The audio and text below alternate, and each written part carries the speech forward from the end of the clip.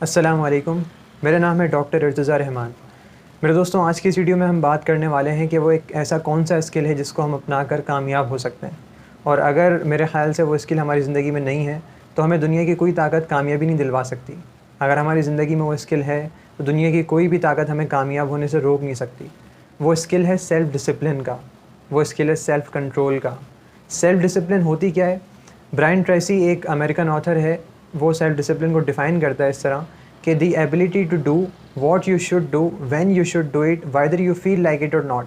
यानी कि कोई भी काम आप करने जा रहे हैं, कोई भी काम आपको करना है जो करना चाहिए आपको, और जिस वक्त करना चाहिए उस वक्त आपने उस काम को करना है, चाहे आपका दिल चाहे या ना चाहे, चाहे आपका जी कर रहा हो या नहीं कर रहा हो।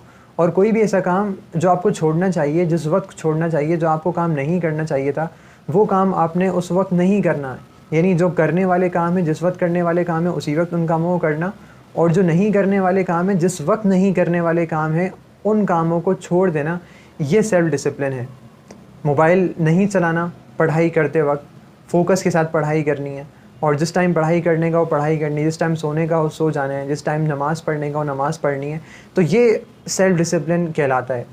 देखें, सेल्फ़ डिसिप्लिन का अपोज़िट क्या होता है? कभी आपने सोचा है? मैं आपसे सवाल करता हूँ, सेल्फ़ डिसिप्लिन का अपोज़िट क्या हो सकता है? देखिए, मेरे नज़दीक सेल्फ़ डिसिप्लिन का जो अपोज़िट होना चाहिए, जो उसका एंटोनिम होना चाहिए, वो होना चाहिए सेल्फ़ डिस्ट्रक्शन।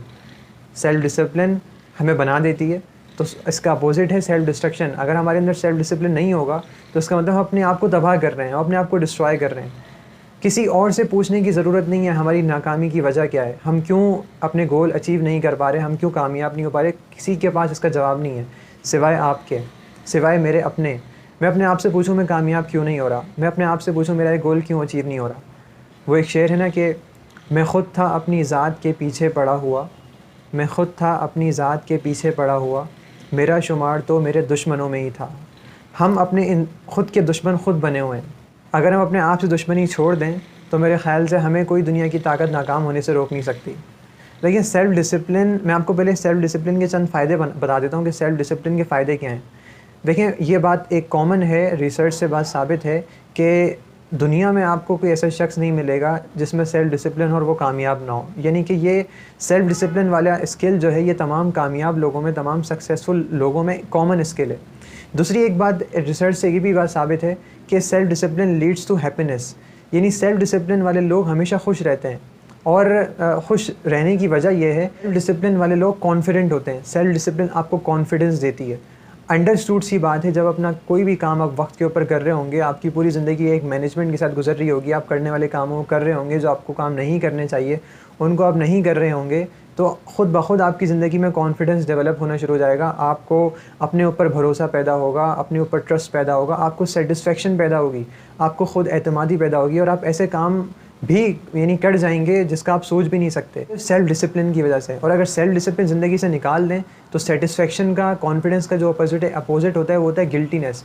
फिर आप अपनी ज़िंदगी गिल्ट में गुजारेंगे। आपको हमेशा यही रहेगा यार कि मुझे इस तरह नहीं करना चाहिए, मैं कैसे ज़िंदगी गुजार रहा हूँ, मैं दुनिया का सबसे सुस्त तरीन इंसान हूँ। तो ये आपको कॉन्फिडेंस, आपका जो है वो सेल्फ़ डिसिप्लिन अगर आपके अंदर नहीं है, आपको कॉन्फिडेंस चले जाएगा, सेटिस्फेक्शन चली जाएगी, नाउमीदी का शिकार हो जाएंगे, मायूसी का शिकार हो जाएंगे, गिल्ट आपके अंदर पैदा हो जाएगा।